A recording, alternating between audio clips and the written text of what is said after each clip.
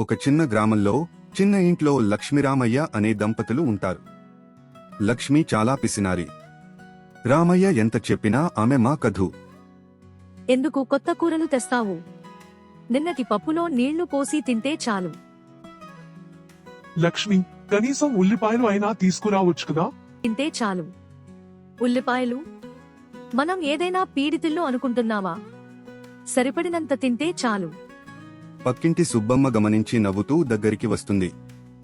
చమత్కారంగా, అయ్యో లక్ష్మి, మీ ఇంటి ముందు ఏదైనా పైసా పడితే ఎవరైనా గమనించేలోపు తీసుకుని దాచేస్తావట. అది అర్థవంతమైన పొదుపు. సాయంత్రం రామయ్య ఇంట్లో. కొత్త సంవత్సర విందుకు రంగయ్య, ఇతర గ్రామస్తులు వచ్చారు. రంగయ్య ఆనందంగా, ఓహో, రామయ్య ఇంట్లో విందా? నేను సిద్ధంగా ఉన్నా. ఉప్పు వేసి మర్చిపోయారా?